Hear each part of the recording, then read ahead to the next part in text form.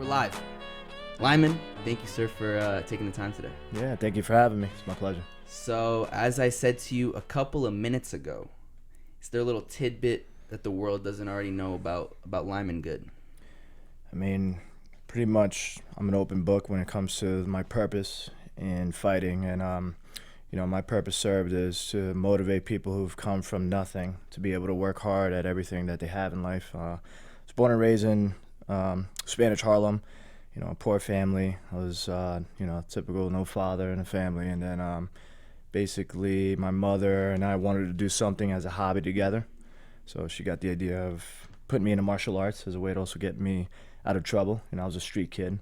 I think that's maybe something a lot of people didn't know. I come across as very kind and genuine to people, but I lived a very different, existence years ago. I was a different person completely. Street kid, got into a lot of fights. I was hanging out with a lot of gangbangers, and I was kind of on the cusp of, living a very different life, just to put it that way. And that was when you were about how old?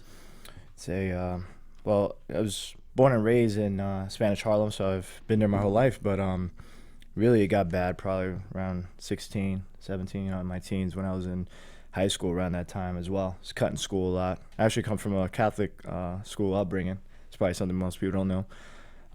Got kicked out of there. Got kicked out of 5 high schools, always for fighting. But Was it anger? Yeah, it was anger, but funny enough, it was never because of me. It was I got into fights because of bullying. Bullying is one of the things that really, really gets to me, and I see bullies, picking on other kids a lot. So that's when I'd step in. I get into fights for other kids, basically. Something that it really bothered me to see that kids wouldn't stand up for themselves. And it almost made me angry. Dude, stand up, fucking say something back, But you don't realize till later in life that just people are just scared. People have to be trained to be able to do that. A lot of it has to do with confidence, and there's many elements that factor in someone standing up for for themselves. So that's another reason that I got into martial arts as well. Wanted to kind of curb that anger that I had, all for a good reason. And then years later, I fell in love with the journey, worked hard at it every single day, and here I am. Years later, 15 years professionally fighting, Bellator Champion. Currently fighting for the UFC now, one of the highest echelons of MMA. Living the life. On top of that, I also teach. I own a school in downtown Manhattan, and I'm blessed with the opportunity now to pass that on to other people. So I'm still interested. I want to take you back just a little bit to those first years, because I'm interested in, I've just been here with you for a couple minutes, and you seem like a very nice guy. But to imagine at 15 or 16 that anger and that that the fights you got into, what was going on through your head when you saw another kid get bullied? What did that trigger, and how did you kind of, were you a big strong kid that felt confident you could beat up anybody, or what was it about it that kind of got to you? I can't say I had confidence. I had my own problems and things that I was dealing with at home, and I think it was just anger. Anger was just my driving force when I was younger. I lived with anger for so long in my life that was just like I didn't care, confidence or not. It just drove me to. Where did that anger come from in the beginning, you think? A lot of it was just my upbringing. A lot of it's not having had a father in my life and just having to figure things out completely on my own. God bless my mother for single-handedly raising me and my 2 sisters and doing the best she could, given the circumstances. But a lot of it's anger from that. A lot of it's anger from just feeling judged by the world. I felt very different from people, and a lot of my peers at that age, I felt like I was different because I wouldn't fit in, whether it was because I couldn't fit in or it's because I just didn't want to, but I didn't fit in any cliques. I was kind of like a solo kind of dude, and I don't know, the anger just kind of expressed itself in different ways. I did a lot of writing, a lot of music. I used to draw a lot. So that was kind of my way early on to get all this energy out of me.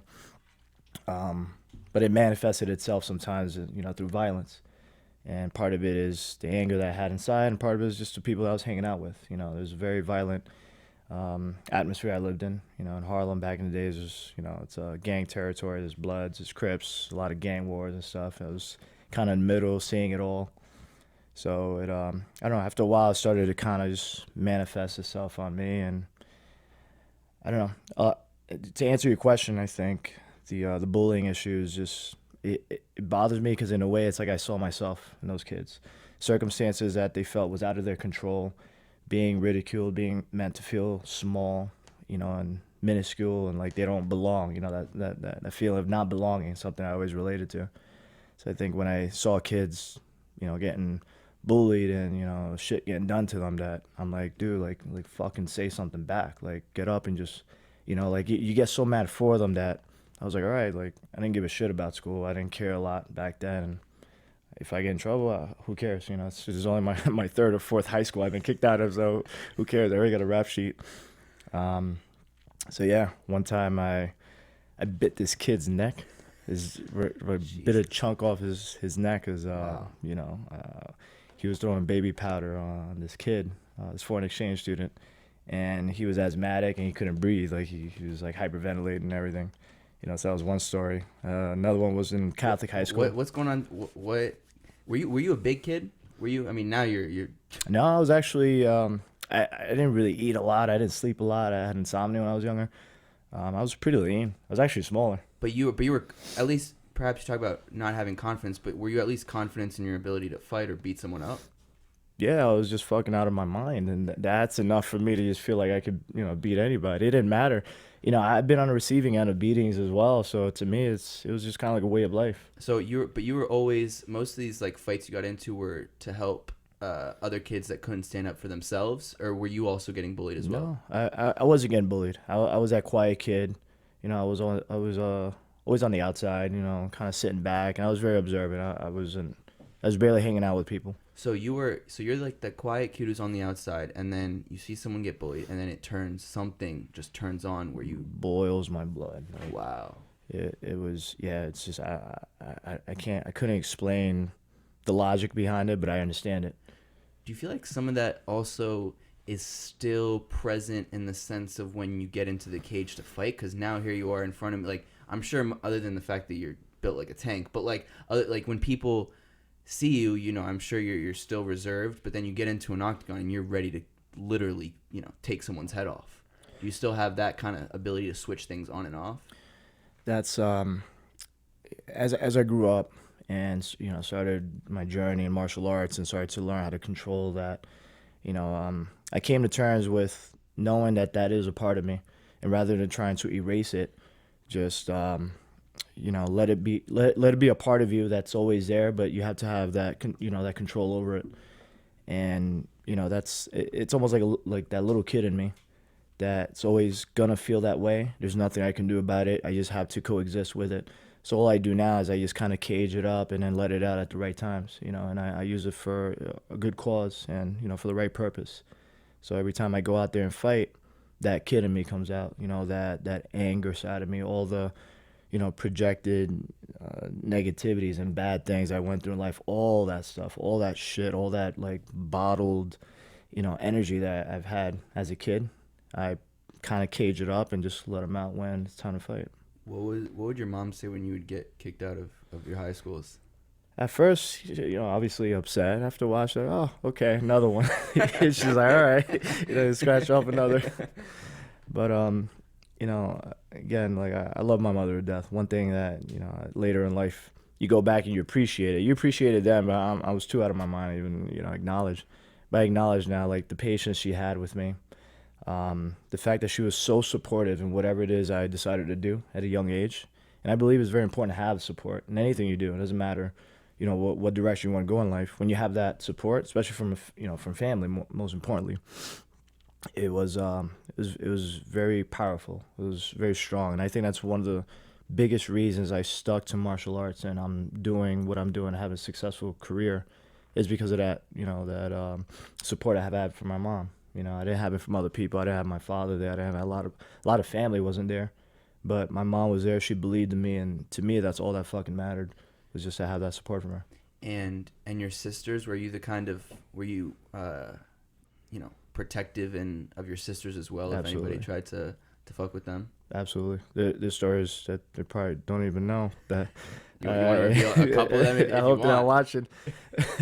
That I go after school, to go pick her up. There are times I just go after You're school, older? just watch. Yes, I'm older. You're the oldest of both of them? The three, yeah. And they're how many years apart from you and them? They're 4, I believe, 4 years from each other, and then I lose count after a while.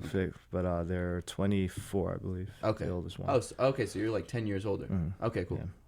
So then, you have any of the stories from picking them up after school or something? Yeah, something I grabbed up some kid because my older sister of the two, she developed pretty quick, if you know what I mean, and she was getting the attention of older guys and stuff, and I go after school to watch, and it was fucking shitty neighborhood, so they're talking like, "Yo, ma, what's up?" Look, talk about her her body and stuff.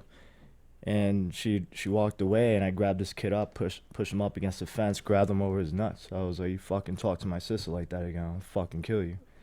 And I had that. I had a good friend of mine, Nisam. We came by car to come pick her up one time, and we were just kind of watching out the car, and people were like, So there's I was protected from a distance. I didn't want to intervene too much in her life and kind of make things difficult for her or embarrass her, even though she probably hated it then, but she'll learn to love me later on for it. But it was also because of our circumstances. We weren't as close as I wish we could have been. They were going through their struggles the same as I was, but it's different for a girl than it is for a guy. Not having a father, it's whatever. It just fucking toughens you up, or it makes or breaks you. But for a girl, it's different. A girl looks to the dad. A girl needs a strong father figure in her life, and I try to fulfill that position, the best that I could, in whatever capacity they needed. But it was tough because I'm trying to be a brother. I'm trying to be a son. I'm trying to be, a dad. I'm trying to fulfill all these roles. And that also gives me more appreciation for my mother, who had to fulfill many roles, just to try to help me and my sisters live a more satisfied life. And I don't know. I mean, I don't know if you ever want to be a father or not, but how has also, perhaps the lack of presence of your father changed you and given you a perspective on life as a man, and perhaps one day if you choose as a father? My entire life I've tried to make amends with, how I feel towards him, but I think I have now to thank him for it, because it's up to you what you do with things dealt to you in life. All bad cards, you have to turn it around, not play the victim role and just use it as an excuse to just sob your life away. So because of his absence, I thank him for that, because I learned everything not to be. I learned everything to do with my family whenever I start that journey, and I begin my own family and I become a father. He's made me stronger because of it, even though it wasn't his intention and wasn't how he wanted me to be stronger. But in his absence, in the things he's done when he was around in my life, and just everything because of him, he's made me a stronger man because of him. So because of that, in a different kind of way, I thank him for it. That's beautiful. I think I'd imagine you'll be a great father when that time comes. Okay. So then what was the first day? Do you remember the first day you got brought into the gym? And how old were you when it was your mom signed you up? That was how it worked? 17 or 18. We walked into the Tiger Schulman School in downtown Manhattan. It was on 19th Street, the west side over.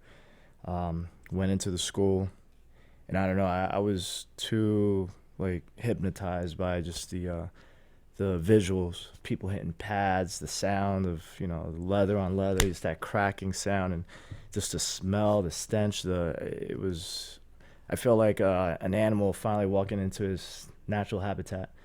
I felt, going back to what I was saying before about feeling like not belonging and being an outsider. It was probably one of the first times I felt at home, and I felt at peace, and I felt like this is where I belong. This is my environment. I dig this. It was that feeling I had. What did you imagine you would be doing when you were younger if it wasn't, did you ever have dreams of being a fighter? What did you think when you were like 10, 12, 15 that you would be doing with your life? That's a good question.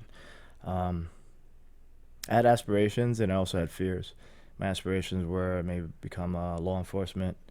I wanted to go away into the military, to Marines. But because of my sisters, I decided not to. I felt too bad. I felt bad leaving my mom along with them. So I was kind of curbed away from those aspirations. And then fears, my fears of becoming a gangbanger, having no hope, realizing there's nowhere else for me to go, so I might as well fucking go along with the crowd. End up in jail. I don't know. I didn't really have like a very clear indication where I wanted to go in life. I just always had this feeling like there's good in me. I had this this intuition that whatever I decide to do in life, that I'm gonna be really good at it. And I could have either really been good at being bad or being good at being good. Live up to my last name basically.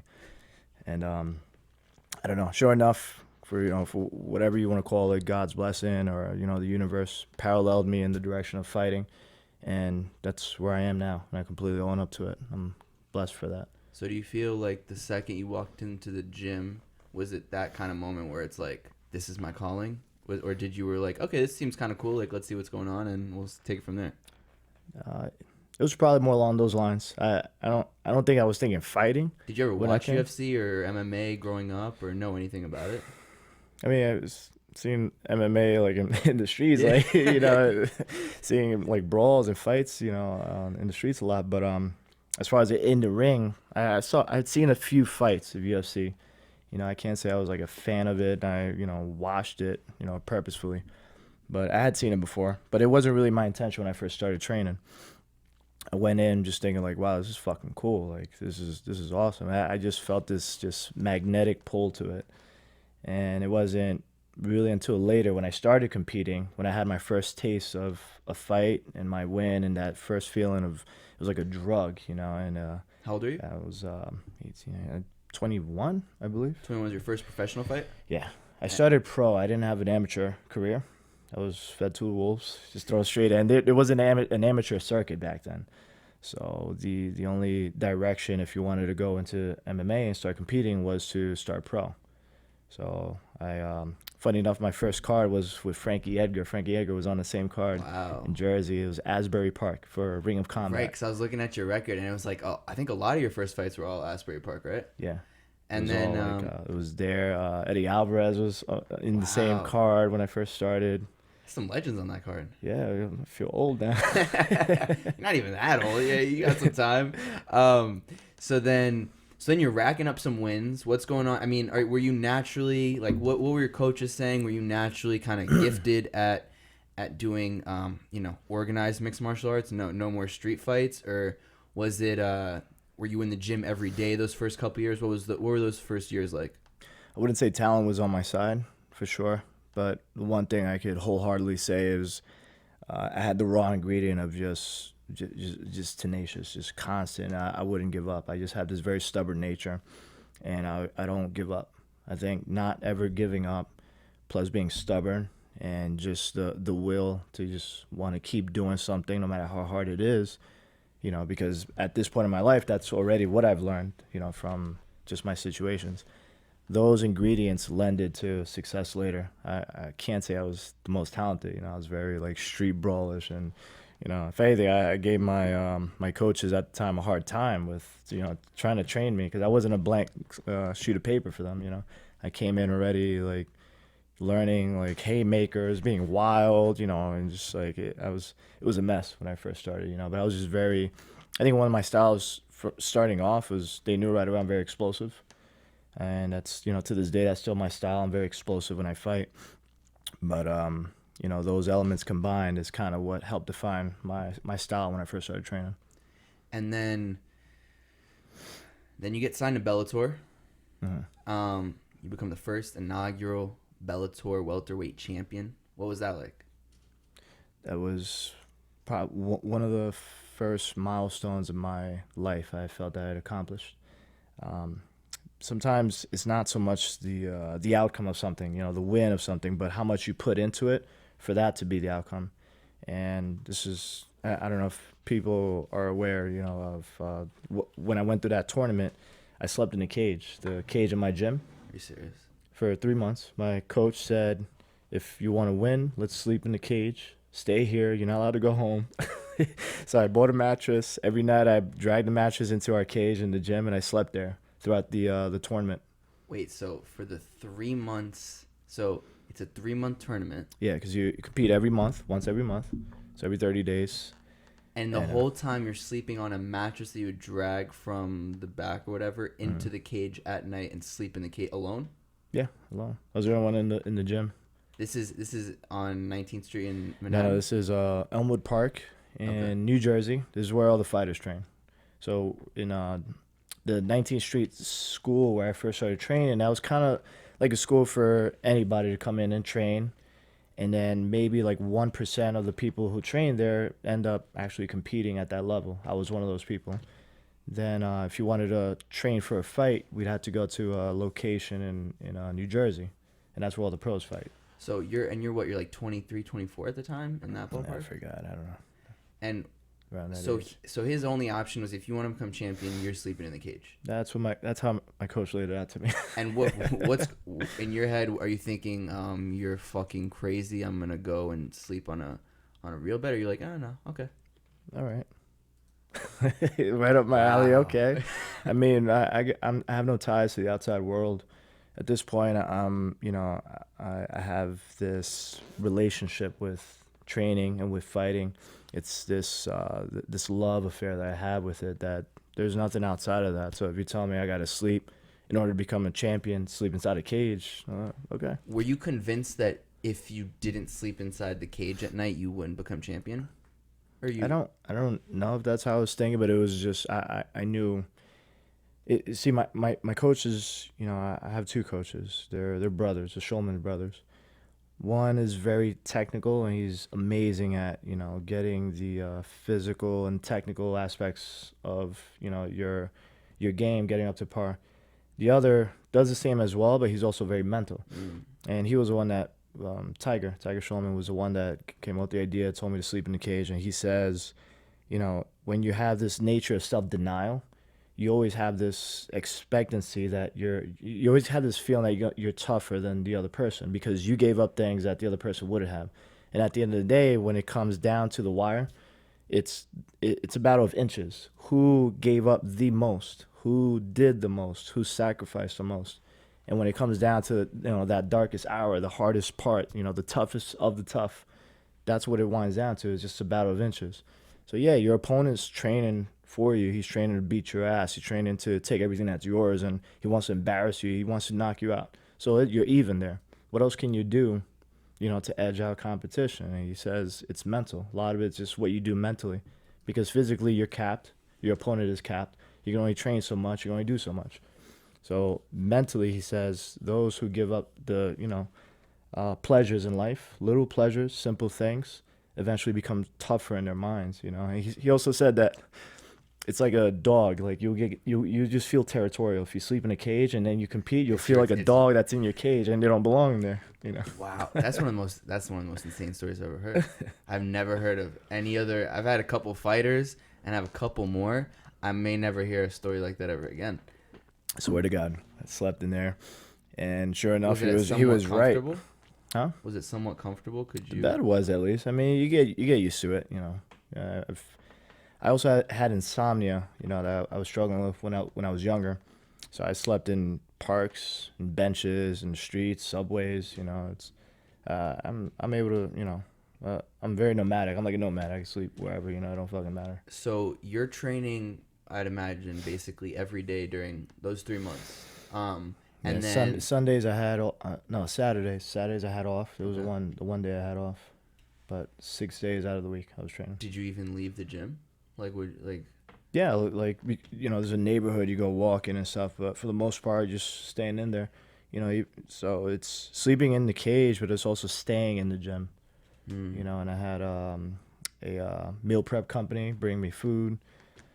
My coaches, or at least were very, they were kind enough to provide everything for me with like laundry and making sure, I had the right equipment and everything. So they pretty much took care of me. It was just, it could have been better, just like a fighter's dream. You sleep there.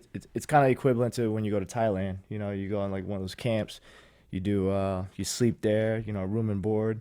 You get everything taken care of, and all you gotta do is train. Felt like that. And you talked about this idea of self denial. I think is what you talked about. Will you go a little Yeah. bit more into that and what you mean by that? In life, everything's competition.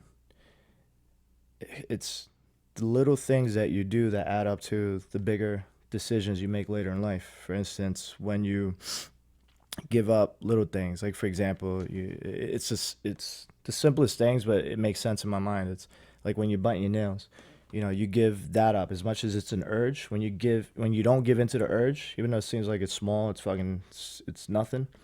But that little mental win each and every single time you want to bite your nail, it's making you, chips at a time stronger. You're chipping away at your ability to not give in to an urge. When you want foods, like candy or chocolate, whatever your vices are, I feel as if every time you say no to it, you're slowly chipping away at making yourself stronger. All these little chips eventually add up to later in life when you have to make a choice that really matters. You've had so many like practices at it, on a small scale, that it adds up to helping you make the right choice when it counts. And I feel like it's also what you do when no one knows you're doing it. Everyone glorifies doing the right things when people are watching, when everyone sees you doing it.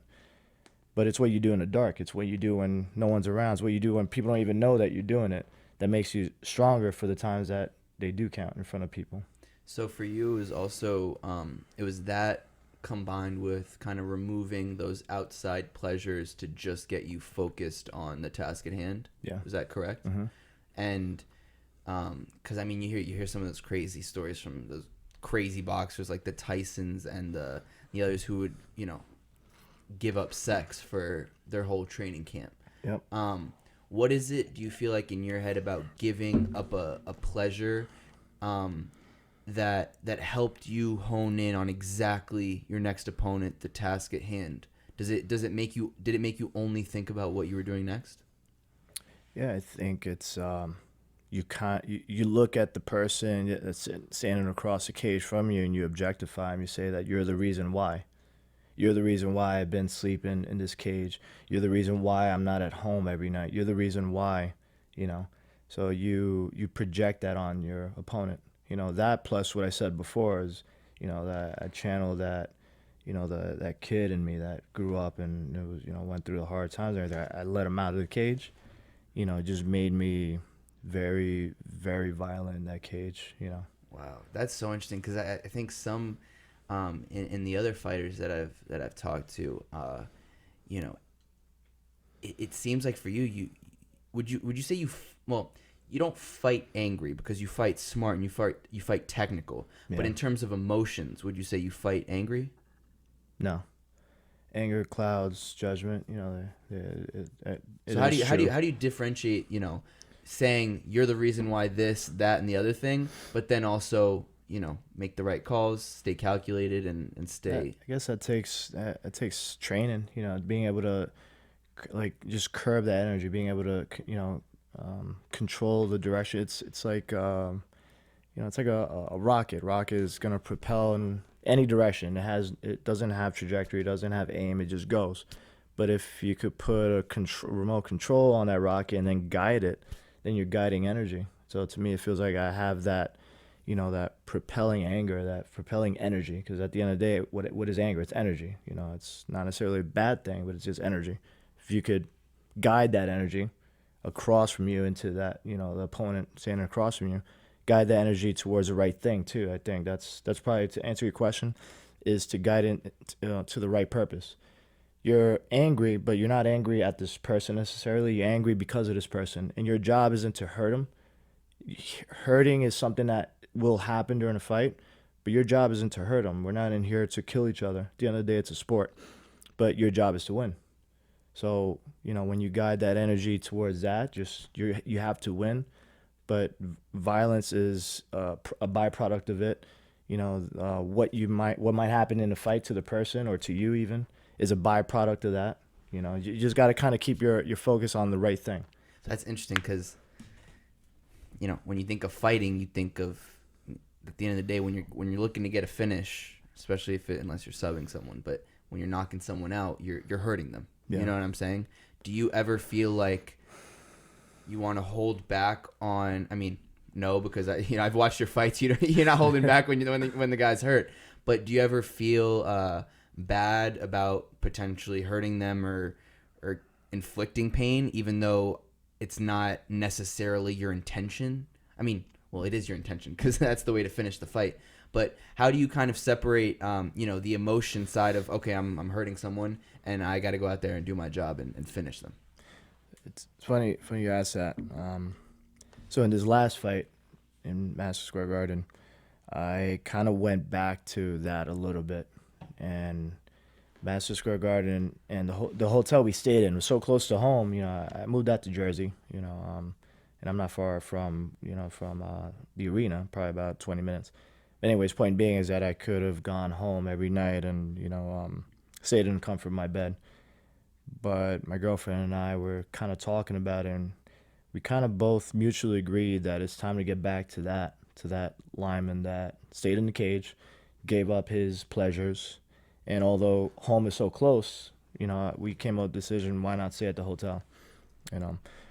Point being is I stayed in that hotel for the entire week and just secluded myself, shut the blinds. I was there in the dark for a week, during fight week. And I stayed there just, I got into meditating. Now I started the practice of meditation. And I started meditating every day, visualizing it. I do a lot of visualization training. And just locked myself in the hotel just doing those things. Amongst those things, one of the other things I was doing a lot was talking to myself, and it's almost like praying. It's saying that I hope that my opponent and I walk out fine, because at the end of the day, it is a sport. We're doing it for a job. We're not doing it because we hate each other and we got to kill each other. It's not like the gladiator days, as much as I am a fan of those days. But jeez, you couldn't pay me to get into a fucking octagon with you. I'm not gonna lie. But yeah, continue. And I said, but I need a certain violence. I need a certain level. I need to be in touch with the violent nature of me, and I'm asking myself permission to allow myself to get in touch with that violent nature, but also to know that it's for a purpose. It's not to hurt the guy, and if hurting happens, then it's part of the job, because I know I could also get hurt. He's trying to do the same to me. But all I could ask for is that we both make it out okay, no injuries, nothing, crazy. So I kind of secluded myself in a hotel with, that notion, that idea that, okay, we got to focus the mind, we got to clear everything out, really hone in on what we're about to do. And violence is a necessity to do what we were about to do. So I'm asking for permission to use you. I'm asking for permission to be, to become violent, but for its purpose. The intended purpose is to win a fight. So during fight week, you're kind of secluding yourself, closing the curtains. You're doing all the like press stuff that you have to do, and then just going back to the hotel and doing that. And then your workouts, I imagine, and all of that. Workouts, dieting, food and all that stuff, weight cut. And then you're just sitting in the dark in your hotel room? Yeah, I draw the shades, just sit there on the floor, on my bed, or play, music, whatever. I just kind of put myself in a place. That facilitates what we're planning to do in a few days. Is anyone there? Is your girlfriend there? Is any of your teammates there? Just you alone? My manager came through on one of the nights to stay over because, he helps with the weight cut. But for the most part, I was there alone. I had the times I had to go do interviews or whatever, I would step out.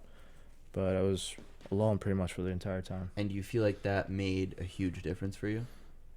It did, because, when I came out and I walked down that aisle and then went to the cage, what happened afterwards was a very relaxed version of myself, a very in tune, a very focused. It was probably one of the best I felt. Yeah, it was definitely one of the best. Yeah, I mean, even from a fan's perspective, I've watched you for as long as I can remember, and at least in the UFC as well, especially.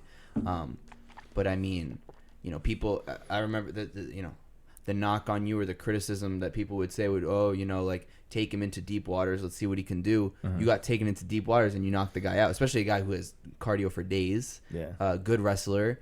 So everything that people were saying of Let's see if Lyman can get past. If the guy can get out of round 1, we'll see how he does. The guy got knocked out in round 3. You know what I mean? Yeah. So it was one of by far your best performances. Thank you.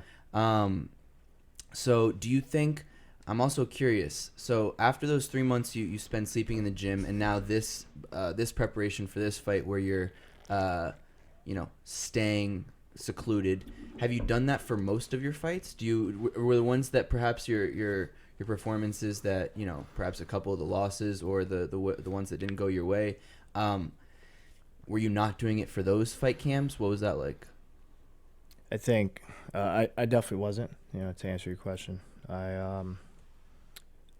the practice of meditating and visualization, all these other mental things that I started using for preparation. I only started doing it recently, probably in the past 2 years or so. I think I know rather that my biggest challenge going into some fights has always been myself.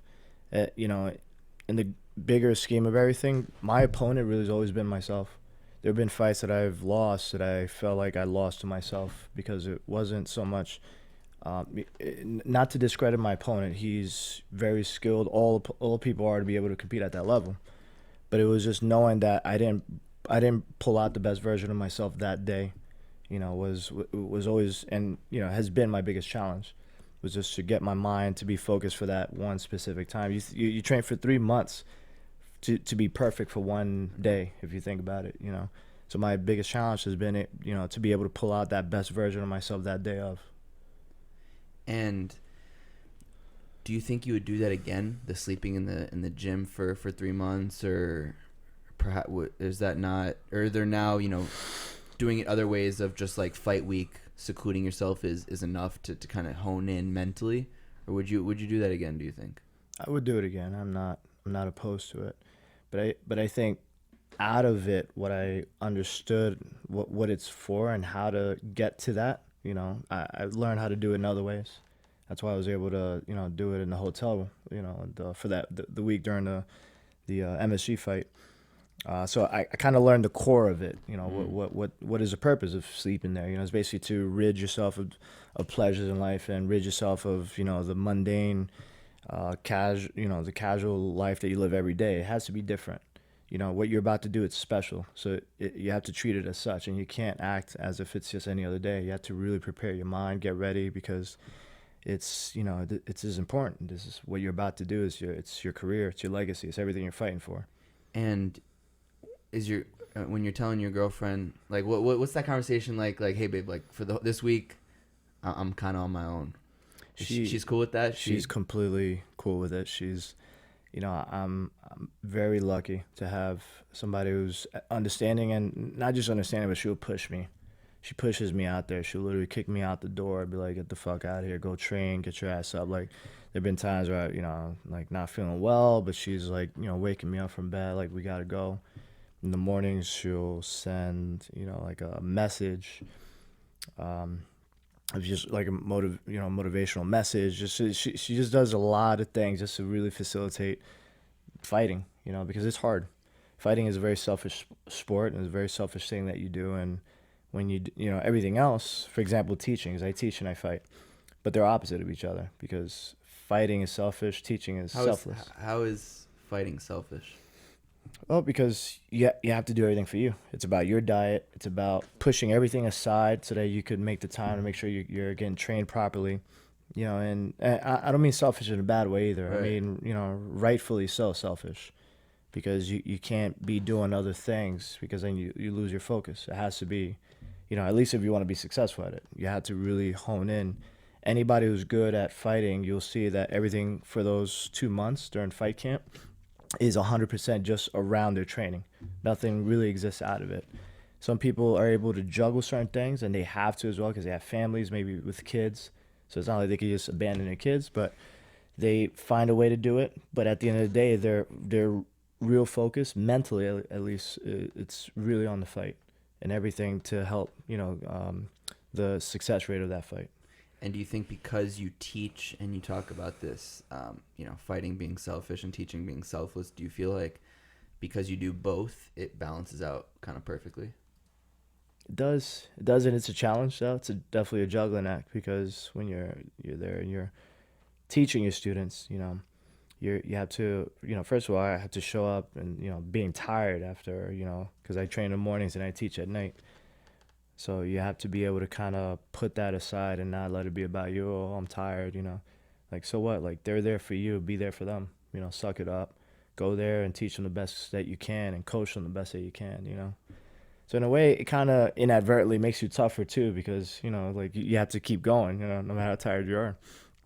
But there's also a certain point where I do have to pull out from teaching for a little bit because I need the extra time that I put into teaching. I use that time for training, and it's usually as I get closer, probably like the month out. A month out, I start doing extra training. Three a day sometimes. So there is a certain point where I do have to pull out from teaching a little bit. What's your fight camp usually look like? So every day is training in the morning. How long do you start out, like from your fight? How long before your fight do you start your camps usually?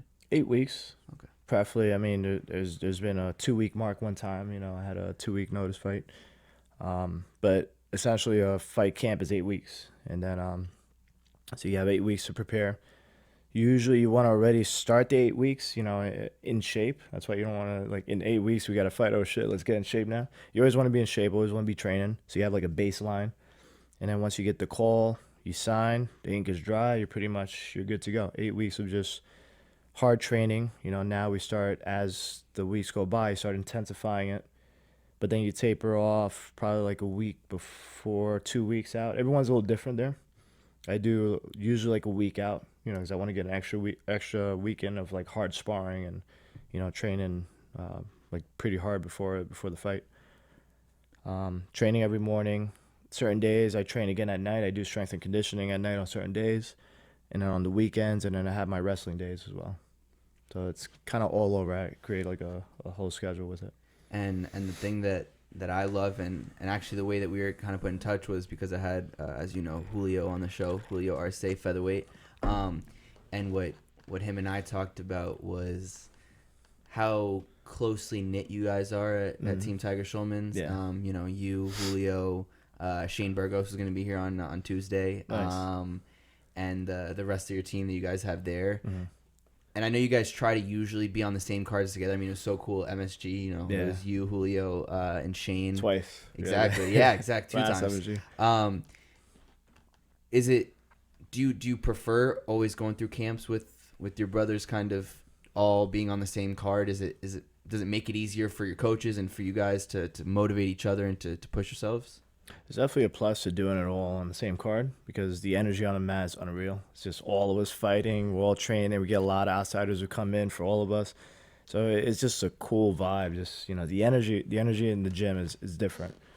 But what's cool about the team too is that even if we're all not on the same card, we're always training together.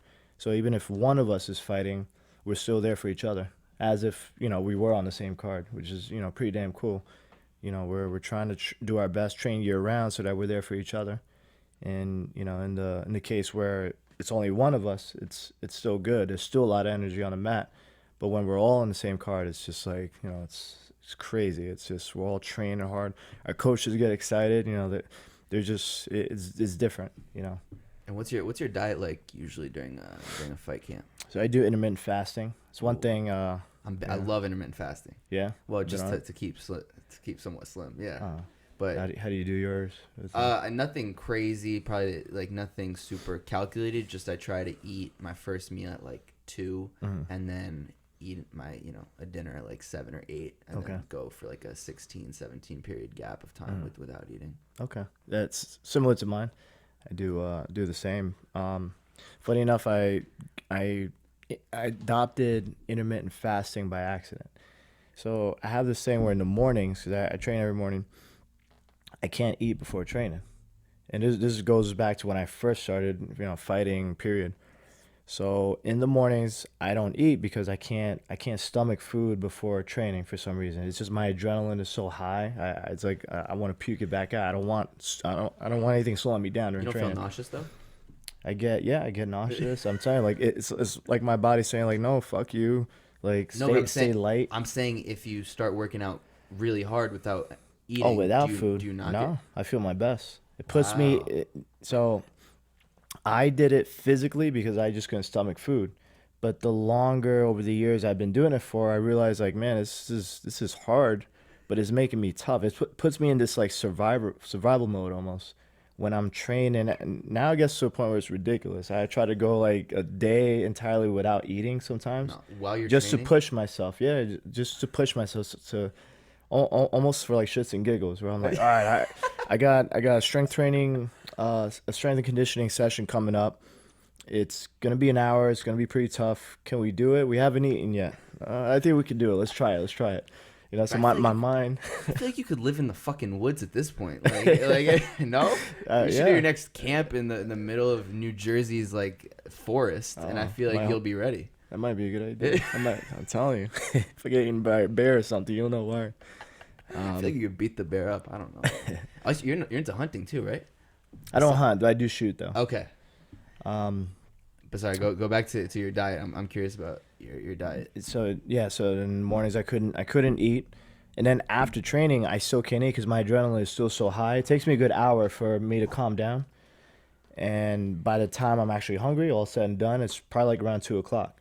So I've been doing that by accident for years now at this point. And then I'm thinking like, man, I'm doing it wrong. You got to eat every 3-4 hours, blah blah blah. Excuse me. And then now this fad of intermittent fasting came out.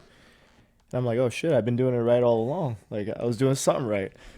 And then when that information started coming out, it's becoming more popular. People were like starting to adopt that lifestyle as well. I got more into it. I started actually reading it. There's actually now like material on it, evidence that it does work and it's good for you. And anyways, I did my research and then I just did what I've been doing for years, just tightened up now. So now I do the intermittent fasting. To answer your question with dieting, I don't eat till about 2 o'clock, similar to yours. My last meal will probably be like around 8 or 10. That I kind of give myself wiggle room. I've done it for so many years that I don't need a paper or to read numbers necessarily with like carbs and stuff. I just kind of my body just tells me. I just kind of know at this point. But sure enough, the other funny thing is that I usually don't eat the day of my fights. No, you're lying. Swear to God, for years, and you ask my coaches this, they've seen me try to eat food. My adrenaline is just at like such a crazy high that I'll have a few spoonfuls in the morning, and then I just shut down. My stomach just says that's it. So you go into a UFC fight with other trained killers, fully on basically an empty stomach. Yeah. Wow, that's insane. I have fluids, and I try to have like carbohydrate drinks, or I'll have like Gatorade and like sugars and stuff just to keep me going. I'll try to stomach bars at least, something just light to at least Okay. keep me going. But as far as like a meal, like a proper meal, I never usually have on the day of a fight. And it's because you're just not hungry and the adrenaline's too high, or you're just like I think it's the adrenaline. But does it like? Do you feel like it's like repulsive to eat? I can't explain the feeling. It's just like the thought of food just doesn't even excite me. What about after the fight? Then Oh fuck yeah! Like I go crazy after the fight. It's a different story. But as a matter of fact, the fight is probably like where I pig out because it's such an emotional day, such a physical day. The adrenaline, you get an adrenaline dump after, and then when it's all said and done, you're just tired. You're so tired, but you're so tired that you don't even want to eat. You don't even want to chew the food. It's like I need like I need to have it in a blender or something like that. But yeah, the day of the fight, I have a hard time eating usually. So I'll go by the whole day. I'll compete on, usually on empty. But again, I've trained for so long like that's kind of my survival mode. That's the way I operate. That's my MO during fighting. And in terms of what you eat pretty. I imagine you eat pretty clean during fight camp. At least probably all year round. I imagine you eat pretty clean. I'll eat clean during the fight camp. You eat When meat. You're not. You don't do a vegan or No, I any don't of have a those diets? lifestyle. No. Okay. But I do try to avoid red meats closer to the fight because it takes more to process. Right. Takes a lot of blood and everything into your stomach, and then you don't have the right energy for the fight. And how much weight do you cut usually? What are you walking around at now? 90, 95 about now. Try to be leaner these days. Used to tip around 200, 205. You wouldn't ever move up, you think? No, I've done some fights at 85. Yeah. But I feel my best really at 170. Huh. And there's something about suffering in the sauna that I enjoy. It's like it gets it. I feel like you kind of like torturing yourself a little bit. At this point, yeah. You start to see a pattern. Yeah. There's something about the weight cut. It fucking sucks. I'm not saying like I'm enjoying myself in there either. Honestly, if you would have said I enjoy it, I would have been like, yep. It seems like I wouldn't be surprised. It just feels like it's a process. It's a process that I must endure in order to fight. It's like my rites of passage to the last thing to go before the fight itself. But it's almost as if it's so hard that it makes the fight itself much easier. That's like the fun part, But if I don't have, I almost feel like if I don't have that weight cut and that like last struggle before the fight, that it doesn't feel right. And this is a question because I've been Googling it sometimes, but I feel like you're the best person to ask. If you want to cut like 5, 7, 10 pounds in a couple of days, what's the best way to go about it for someone who's I'm not like a trained fighter, obviously. If I just wanted to do it for shits and giggles one time just to see if I could do it. So I do water loading. You water load to snap your body into rejection mode. So your body rejects anything it has an abundance of. That's why people water load a few days or the week of before the weight cut. Some people dehydrate themselves. I don't know how they do that. That's fucking insane. And when you say that just means like lots of water. Yeah, 2 gallons a day. Okay. I have a system. I do 2, 3, 2, 1, then half and a quarter every day leading up to the fight. But anyways, you could also, there's many ways to do it, but the science is all the same. You give an abundance of water to your body rejects it because it has too much of it, and then you stop it completely right before, like 24 hours before, whatever the event is, if it's a fight, if it's a photo shoot, whatever. And that, because your body is still peeing it out, it's still in rejection mode, but you stop supplying it with water, it'll keep peeing out the water that you have in your body still, excess water. And then the rest of it is just sauna. You just gotta sit and suffer in a sauna. So in terms of diet, in terms of eating, you're not eating a lot either, right? I'm eating, but it's lean. It's just grilled chicken, lettuce, leaves, very, very, like the closer to the weigh-ins, the more simple and just basic and bland it is. Okay, so say there's 5, you have 5 days, right, to cut, and the 5th day is the event, or the 6th day I suppose is the event. So you're going 2 gallons. You said 2, 3, 2. Yeah, 2, 3, 2, 1, and then half. Okay. So if I'm weighing in Friday, I'll start on Sunday. 2, Monday 3, Tuesday 2. Okay. Next day 1. And Thursday half. But I try to stop the half by the time I'm supposed to weigh in the following day. Gotcha. But for us, it's in the morning, right. So by the morning I'll have, I'll sip on some water. It doesn't have to be half because it's morning and, I don't want too much water in me. But I'll sip close to maybe half a gallon, less than that, if anything, by the morning time, and I just go 24 hours without it. And then the rest is just I sweat it out in the sauna. And the sweating out is the big part, right? Huge, yeah. I stay in there for like 5 hours, 6 hours sometimes, and I'm fortunate enough to sweat like crazy. If you ever see me train, I sweat like a fucking pig. Like it's ridiculous. Like pools. Like everyone like in my team, they make fun of me. Like around me, they know like I can't hide anywhere because you see foot tracks of like sweat everywhere I go. But I sweat a lot. That's in a way, it's a good thing because when it comes to now weight cutting and being 170 for a fight, it's not really an issue because I'm not gonna dry out. And how many pounds are you shedding from like say the Sunday until the Friday of when you weigh in? Can you do it? Can you sweat out? Oh, can I sweat? I could sweat. How many pounds? I did 21.5 pounds one time. In 5 days? No, on the day of. No, you're lying. Swear to God. No. At Bellator in Chicago. 21 pounds in a day? 21 pounds in the sauna. We were there for like a good amount of time, but it was I messed up the loading trick. It was also the sodium. I had food that had salt, so I retained the water.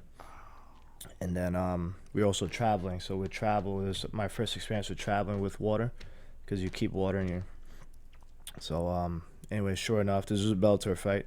After the weigh-ins, we went to that one was Chris Lozano, I believe. Maybe in Cali or Chicago. I'm not sure now, but I know it was the Lozano fight. And the funny enough, so after the weigh-ins, I go to the hospital. You know, we went because we had, you know, I was like half dying. Wait. But so you wait. It's a Friday morning weigh-in, something like that for Bellator. I can't remember. Okay, so the day before, you're 21 pounds over, or I was over. And you're fighting at 170. Yes. 170. So you're at like they gave you the pound allowance, so 171. So you're at 191 basically. Yeah, with water. With water the night before your fight camp, the day before your fight camp, you go. So it's the day of you're in the sauna, or does Bellator make you weigh in the morning in that time? No, Bellator does later weigh-ins. Or at least then they did. I'm not sure. So the morning of the weigh-in, what do you weigh? You're weighing 191. I was heavy. I was over by a lot. And then sure enough, when we checked the scales, that's how much I had to lose. So we went to sauna, suffered those hours in there, went to the hospital. They IV'd me obviously, and then they replenished me. You weighed in before you went to the hospital? You weighed in before you went to the hospital? Yeah, I went to weigh-ins like that. And then straight from the weigh-ins to the hospital? Yeah, straight. I had to. I was just so depleted. It was just too fast. Like how much of the water came off was way too quick. And when we're in the hospital, the room across from us, someone was, they were admitted for dehydration. So we're like, And then my coaches go over and they look. And then the doctors are in. They're doing the same exact thing they were doing to me. They were trying to replenish me. And sure enough, it was my opponent.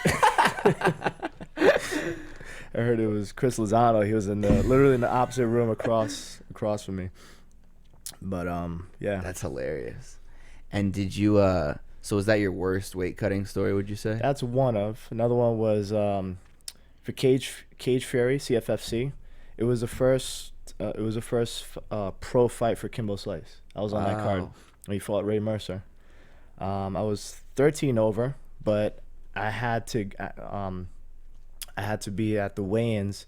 By the time we got there is when I had to weigh in, but I was 13 over. And it's from where we are in Jersey, where our gym is, to Atlantic City. It's probably like 3 hours about. And then my coach was like, we're not going to have time for you to go there, then cut the weight. And we don't have time to cut the weight now. So he's like, okay, sit on the way there, like lift the windows and blast the heat on and layer up. So on your way there, you lose weight. So he goes to my friend Nick, he was driving us there. He goes up to him, he was like, you're going to have to suffer. And then he's like, roll up the windows. And this is a hot summer day, by the way. This is during summer. On the way there, he had me, my friend was, he was trying to help me with the weight cut as well. He set up on his phone like an alarm. For every 10 minutes, I do sit-ups for a minute while I'm spitting in the cup, while I'm layered up in like 2 hoodies. I had like 2 pairs of pants on, tucked into combat boots I was wearing at the time. And it was funny because it was traffic too. But the traffic helped because it slowed us down. We needed more time. 13 pounds in a fucking hot car was not easy. We got pulled over. Well, we didn't get pulled over. I'm sorry. We were in traffic. An officer was next to us. Imagine and what then all they see is a guy in a hoodie going like this, like spitting in the cup. And the officer's like, what the hell? Like they said something to each other. He just took off. They're like, this ain't a car we want to pull over. Did you make weight? Yeah, sure enough. Swear to God, on point.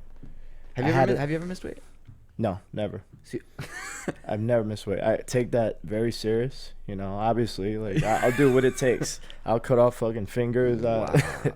It's at the end of the day, it's you right. have to be professional about what you do. Your opponent is suffering as well.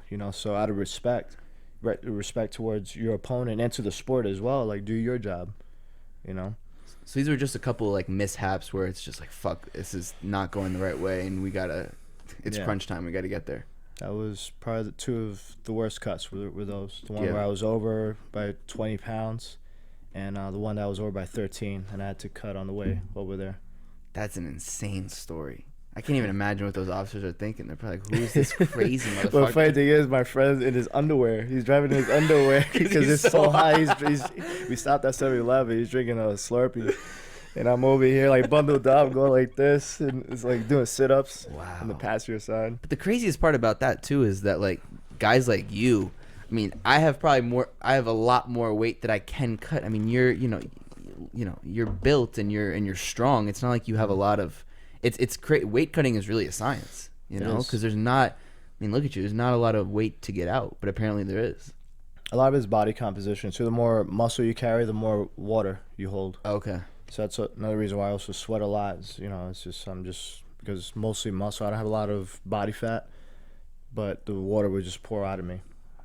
And would you ever, do you think, move back up again? I know you fought at 185 before. Does that ever cross your mind or no? No, unless for health reasons. It was advised to me that it's probably best because it's gonna take a toll on my kidneys. Doing the weight cut at 170, I wouldn't change it. So now let's talk about where you feel like you fit in the 170 picture, coming off a big win at MSG, knockout win. I mean, just a couple of fights ago, you're fighting Damian Maia, top guy. I mean, you fought some fucking killers. Beat some killers. So where do you feel like you stack up? I know in an interview that I watched a couple days ago, I think it was post 244, you talk about you want hopefully top 10 soon or get into that ballpark. Yeah. I mean, you've been in the top 10, I think, in the UFC before, or at least very close to. Is there someone on your radar? What can you tell us about that? What do you think? I think this last fight at least puts me back in the conversation, but I don't think it puts me in the eligibility for competing against the top 10 yet. I think I got to put up another performance like last time, maybe another fight, and then possibly a top 15 maybe. It's all up to the UFC. It also depends on performance because you could still win, but it's not a good win. It's not entertaining.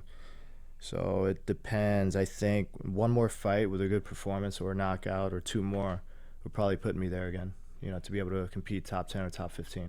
Do you have any perhaps opponents that you'd like to fight, or do you not think about that? It's whoever they give you? It's whoever they give me. I don't put mine onto the who. I just know the what. The what is to climb up the totem pole and fight my way up the food chain and just think of one person at a time, whoever they give me. I just know I have to do my part and make sure I'm always training healthy, not injured, because injuries have always been one of my setbacks. I was injured for the Maia fight, right? But all going well as long as I'm 100% or as close to 100% as I can be. Whoever they give me. Did you come out unscathed with your last fight? Yeah, I mean I couldn't feel my toes for a good week after I think from the kicks. But I don't know. I see it as a good thing, so I won't feel it now. Just numb my foot. Yeah. And so when do you hope to I know you and I talked off camera a little bit, perhaps, because all you Team Tiger Schulman's guys love fighting locally. It's always great to see you guys on the local cards. There's the big Brooklyn card on April 18th. You told me before that would be of interest to you. Do you want to fight earlier? Get one fight in before then as well? I wouldn't be against it. I think as far as a reasonable card or time frame, I definitely want to do the Brooklyn card, but I don't want to be too specific about the where, because at the end of the day you have to be able to fight. It's who you fight and the opportunity that you get, because I might get an opportunity that's gonna come sooner than the Brooklyn card, and if it's a good opportunity, I'm definitely gonna take it because I'm in training and I'm healthy, so I'm pretty much good to go. What about that? I might be going to 246 with the Connor card. What is that too soon for you? Because I know they're still adding cards that January 18th. Yeah, it might be too soon. It's too soon. And then April 18th, I feel like they'll get you guys on, right? All you Team Tiger Schulman's guys. Yeah, maybe send us all out. I know Jimmy's getting ready for one now. Jimmy Rivera. Where do you know where he's fighting at? And he's fighting Vera, and do you know where? January, I think. Texas, right? Oh, okay. Which card is? I think that's that could be in your time frame now. Yeah. How long could you fight? If they called you and said we need you for January 18th or February, I think 8th is the one after that. Yeah. Do you feel like you could get ready in that time? I could, yeah, because I'm in training. I'm not injured, and I've been training since the fight, since the MSG fight. I think it's just because I've been planning travels and stuff like that. That's the only reason why. But I'm, my girlfriend's very okay with wherever the opportunity lies, time wise, that we could always work around it. Reschedule stuff if we had anything planned as far as traveling. And how much longer do you think? I mean, you're 34 now. Yes. You've been fighting for a while. How much longer? 15 years. Jeez, man. How much longer do you hope to continue fighting professionally? Till I'm 80. Jeez. Yeah. I think it's a comment. I got to listen to two things. One is my body, which my body is good. The other is the will. The day that I wake up in the morning and I can't get myself to go to training, and I'm asking myself, like, why are we still doing this? The day that I just lose that passion for it, I think is a reasonable time to start contemplating retirement and stop fighting. Because if you're not doing it for those reasons anymore, it's just just to fight, just for money, then you're doing it for the wrong reasons. Do you fear that? Do you fear that day? No, I know in my heart when that day comes that it's a very honest, it's a very organic manner to just hang it up and say, listen, it's time. Because what that tells me is not the end of a journey in life. It's just the beginning of another, because maybe that'll be when I start a family. That'll be the start of something different. I always think of the closure of one thing as the beginning of something else. So it's just one chapter closed but another opens. And what do you imagine life after fighting will be like? Do you have any things that you'd like to do? Have you thought about that? Coaching, definitely coaching. I have a very good fundamental idea of fighting. Having done it for as long as I did, I definitely want to pass that on. I don't want to just sit on the knowledge and not share it. Definitely a family. I think throughout all the years, one of the things people have been telling me to do and get into is like fitness or fitness modeling and that kind of stuff. Things where I could still use my body, because my body's still in shape and I could still look good for events and for photography and stuff. So maybe things like that. I've dabbled a little bit in acting. I've been doing like roles and stuff lately. As an officer in a film soon. You'll tell me about that in a second. I was so into what you were saying that I fucking forgot my Manscaped. and Josh knows it, because usually I do it about like 30 minutes in, and I was like, wait a minute.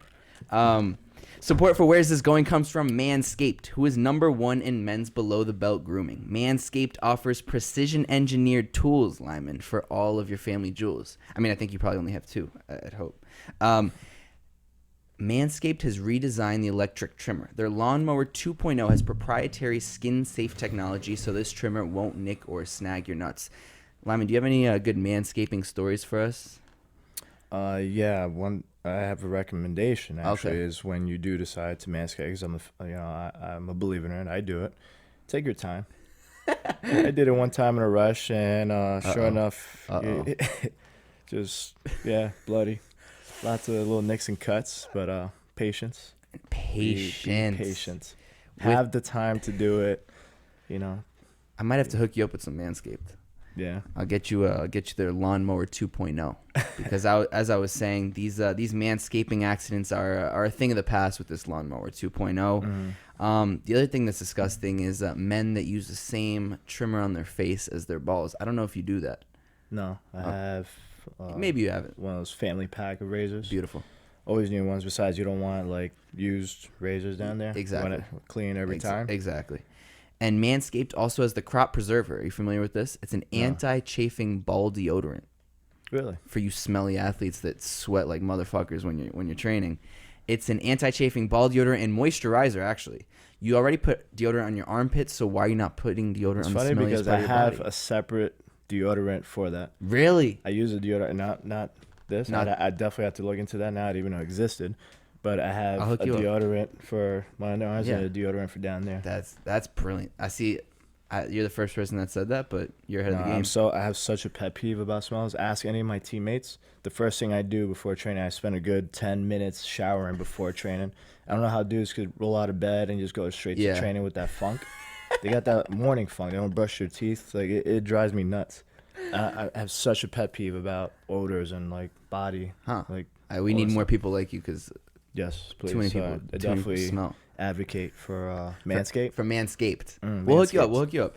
And for you listeners out there that are not there yet with your grooming, you can go to manscaped.com and use promo code WTG for 20% off and free shipping. That's WTG at manscaped.com for 20% off and free shipping. Always use the right tools for the job. Lyman, your balls will thank you. We'll get you there, though. Okay, you said just to wrap things up, what do you hope the Lyman Good legacy is as a man, as a fighter, as a, potentially in the future with a family? When it's all said and done, how do you hope to be remembered? I was a good man. I can only ask for that. I don't ask for much in life, but I do want to leave at least behind a blueprint for my family, for my kids, and to know that, and to also others, people who've been in my, scenario and have had similar upbringings and worse, because, there's always worse out there, and there's things people go through we may not even know about. So, always be kind and courteous to, the world around you, because you don't know what people go through.